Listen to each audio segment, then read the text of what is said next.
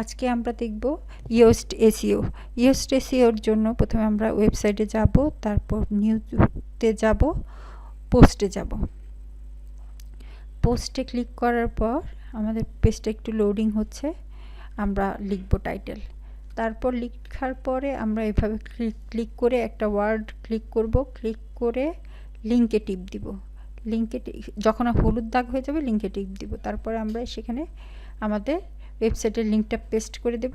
Paste করে দেওয়ার পর একটা জিনিস মনে রাখতে হবে যে পেস্ট ওয়ার্ডটা অবশ্যই হলুদ হতে হবে, তাহলে আমাদের লিঙ্কটা ভালোভাবে বসবে।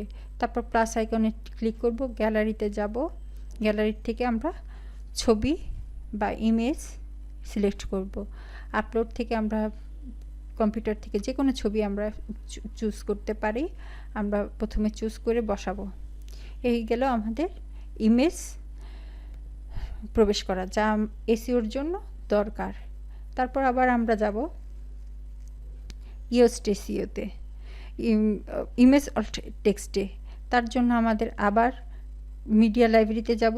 সেখান থেকে মিডিয়া লাইব্রেরি থেকেই আমরা সাধারণত যে ইমেজটা নিব সে তার ইমেজ অল্টার টেক্সট বসাতে পারবো। আমরা ইমেজ অল্টার টেক্সট সেখানে বসাবো। এটা আমরা একটু পরে দেখাচ্ছি। এই যে আমরা আবার একটা ছবি সিলেক্ট করতেছি মিডিয়া লাইব্রেরি থেকে। ছবিটা নেওয়ার পরে আমরা ইমেজ অল্ট টেক্সট নামে একটা, গ্যালারিতে গেলেই আমরা দেখব ইমেজ অল্ট টেক্সট নামে একটা জিনিস অ্যাড হয়েছে। সেখানে আমরা ইমেজ অল্ট টেক্সটে একটা অল্টার টেক্সট বসাবো। এটা এসইওর জন্য, ইয়োস্ট এসইওর জন্য দরকার। ওকে, এই যে আমাদের তিনটা ছবি মানে আমাদের গ্যালারিতে এসে গেছে। এখন আমরা বসিয়ে দেব। এই যে ছবিগুলো আমাদের এসে পড়েছে।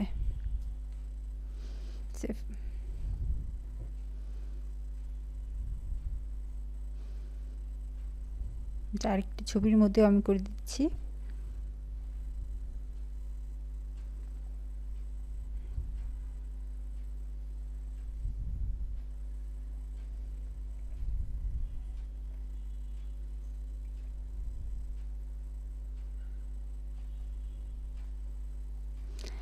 এখন আমরা প্লাস আইকনে ক্লিক করে টেবিল ইনসার্ট করব। টেবিলের রো সংখ্যা, কলাম সংখ্যা সব আমরা দিয়ে দিব এবং এতে একটি টেবিল ইনসার্ট হবে। আমি রো সংখ্যা দিচ্ছি, কলাম সংখ্যা দিচ্ছি, দিয়ে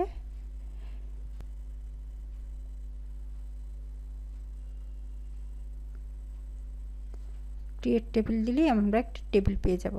এখন আমরা টেবিলের মাঝখানে যা ইচ্ছা হয় তা লিখে দিতে পারবো।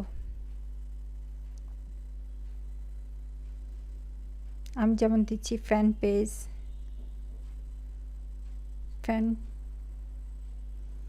Page, subscriber. আমরা আমাদের প্রয়োজন অনুসারে কলাম বা রোতে কথাগুলো লিখে নিব।